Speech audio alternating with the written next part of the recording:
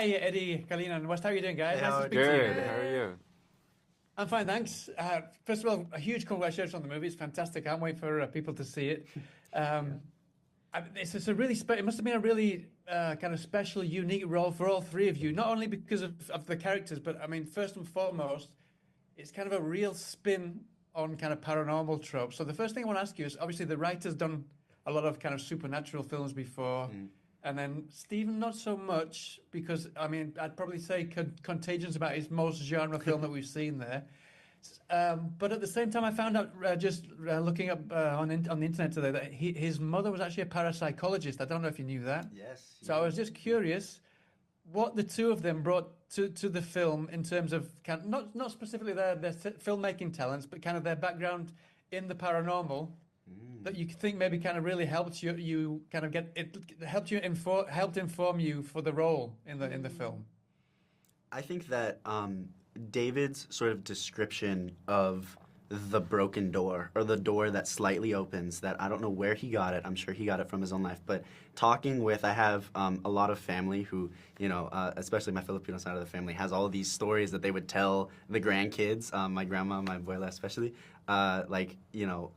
of the sort of like these ghosts and these hauntings that would sort of occur. And then my uncle sort of talks about how I gave him the description of the door that is slightly open, and he feels like his door is, totally open. He died when he was 6 years old and came back to life. And so for his whole life, he has had very strange, he says he can feel them coming. It's like you're being in a school cafeteria, and you hear the voices, and they keep getting louder and louder and louder until they're upon him, but then he can't see anything. But then he says that sometimes they've even gotten physical and have like messed with him, thrown him around the room, flipped his bedroom upside down. And so that, I think, was very accurate on David's side in sort of bringing that really beautiful description of the door that for a lot of people is just only a crack open when you're dreaming, which is what I've experienced. But if you have some sort of traumatic experience in life, it is just fully broken. Oh, that's fascinating.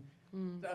What about on set? I want to speak a little bit about, obviously, I don't want to give too much away, but I think it's kind of, we know that the POV of the film is very different than anything we've seen before. But it must have been very, very different from anything that you've acted with before, because it was almost like a character. The camera, I mean, I imagine you kind of play with the camera always as a character, but this was, I think David actually specifically wrote it as a kind of childlike character. So I'm curious how all three of you kind of interacted with the camera. Yeah, I think for me personally, like Chloe had a lot of those interactions with the presence because she wasn't scared of it, but it really felt like a dance.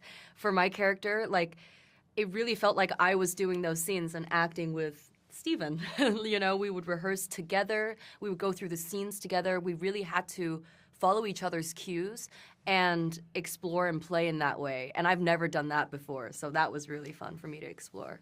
Yeah, kind of that same idea of like, it's not just like a regular single cam thing where you get focused on one person's face and you only kind of have to pay attention when you're shooting your coverage. It really is, you're in the scene at all times, and you kind of have to know what your character's doing at all times. And that was really fun to play with as an actor because it's almost like a play. In a lot of ways, it is theatrical. Yeah. I think the best... I was going to say that, yeah. I was just going to say the best is preparation, especially I feel like, when Steven has the camera and he's worrying about his own thing, the fact that we came in so prepared. And I feel like for my character especially, there were a lot of scenes where I have a lot of props, and so I had to be very, just dexterous and agile and work with Steven in this sort of synchronous way throughout the scene. Mm-hmm. Well, they're giving me the wrap, so I've got a million questions, but obviously I haven't got time to ask them all. So thank you so much for your time. I wish you the best of luck on the film when it comes out. I'm sure it's going to go down really, really well, just as well as it has done on the festival circuit, where it went down a blast. So, Thank you so much. Thank you. all right, take care then. All the best.